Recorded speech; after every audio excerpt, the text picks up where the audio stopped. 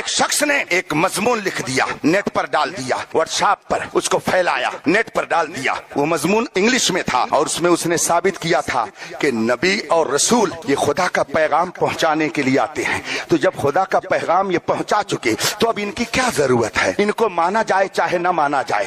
جب خدا کا یہ پیغام لے کر کے آتے ہیں تو پیغام پہنچا دیا, بات ختم ہو گئی. اس نے سمجھایا کہ جیسے آپ کسی کے پاس خط بھیجتے ہیں, ڈاک خانے کے ذریعہ آپ نے خط بھیجا, اب وہ ڈاکیا لیتا ہے, ڈاک خانے سے اس کو اٹھاتا ہے اور آپ کے گھر لا کر کے آپ کو دے کر کے چلا جاتا ہے. کیا آپ ڈاکیا کے پیچھے پڑے رہتے ہیں؟ اب زندگی بھر اس کو ماننا ضروری ہو گیا ہے کہ یہ خط لے کر کے آیا ہے, لہذا اس کو مانا جائے. اس نے اس طرح سے سمجھایا کہ نبی اور رسول جب خدا کا پیغام لے کر کے آتے ہیں تو جب خدا کا پیغام پہنچا چکے تو ان کا کام ختم ہو گیا, اب ان کو ماننے کی ضرورت نہیں ہے. اگر کوئی ان کو نہ مانے تو کافر نہیں ہوگا. اس نے یہ خطرناک مضمون انگلش میں کر کے ورکشاپ پہ ڈال دیا اور اس نے نیٹ کے ذریعہ پوری دنیا میں پھیلایا. بتاؤ مجھے امت مسلمہ کے ایمان کی حفاظت کے لیے کون قدم آگے بڑھاتا ہے؟ تاج الشریعہ کو جب معلوم ہوا, آپ نے پورا مضمون نیٹ سے نکلوایا, انگلش کا پورا مضمون آپ نے پڑھوا کر کے سنا, اس کے بعد میں اس کا آپ نے اردو میں ترجمہ کرایا, پھر آپ نے اس کا عربی میں ترجمہ کرایا,